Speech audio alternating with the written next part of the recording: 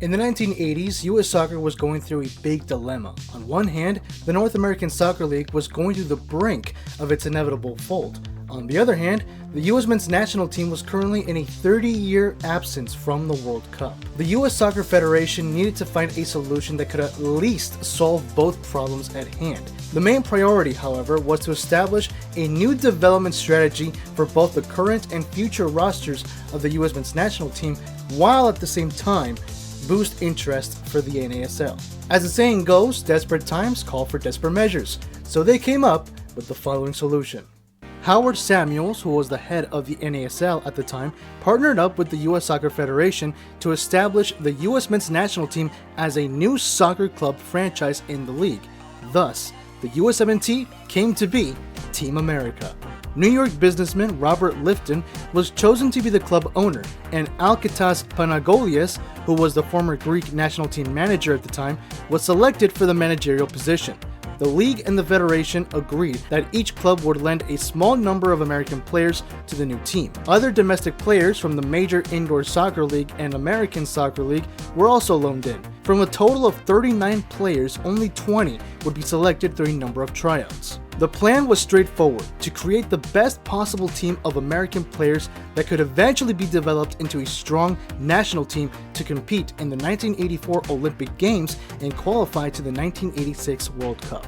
It is important to note that not every player that was selected or invited wanted to join Team America. As a matter of fact, the team would later on gain a negative reputation across the league. Their playing form was very aggressive and thus earned them the nickname Team Animal. Nevertheless, the team did have a promising start to their inaugural season, getting 8 wins in their first 13 matches. The team appeared to have good chemistry, and Panagolias was keen on focusing on the team's grit and spirit. However, it would have to take more than just grit and spirit to bring a newly created team into a dominant and successful form. Unfortunately for the Federation and Samuels, the true outcome from this experiment would slowly start to unravel itself. Team America ended their season with 15 defeats from their last 17 games, finishing dead last in the league standings.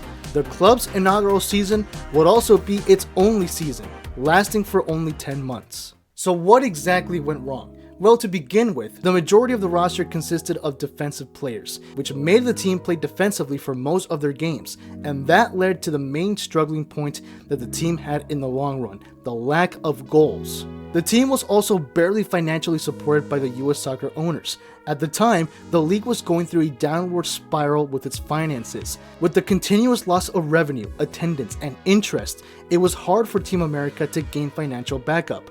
It was essentially terrible timing because the team was basically joining a dying league. What also didn't help was the number of top talented American players who didn't want to join the team. For the players who rejected the voluntary offer, they saw Team America as just another franchise in the league, and they preferred to stay with their own club instead.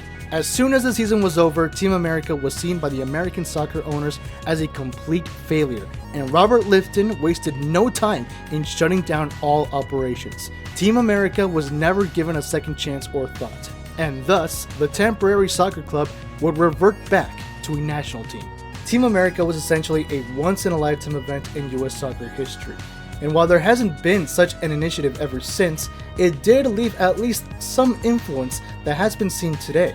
Team America was built on American players from domestic leagues, and over the last few decades, we've seen versions of the USMNT that only consisted of players from a domestic league, in this case being MLS. Now, I know that a USMNT lineup of only MLS players has been criticized and seen negatively more than several times over the last few decades, but at least the development level of American players has reached a significant point that has made an ambitious experiment like Team America to no longer be required. If you compare the two landscapes of US soccer between the 1980s and today, it is truly incredible to see just how far soccer has come here in America. Team America may have been an abysmal and probably forgettable experiment in the history of US soccer, but in the benefit of hindsight, one could say that it was a minor stepping stone to the continuous growth of the beautiful game here in America. But anyway, guys, those are the facts. Let me know your thoughts in the comments below. And if you did enjoy today's video, then please do give it a like and subscribe for more content on the beautiful game. Until then, thank you guys so much for watching, and I'll see you guys in the next one. Have yourselves a great Galaxy night.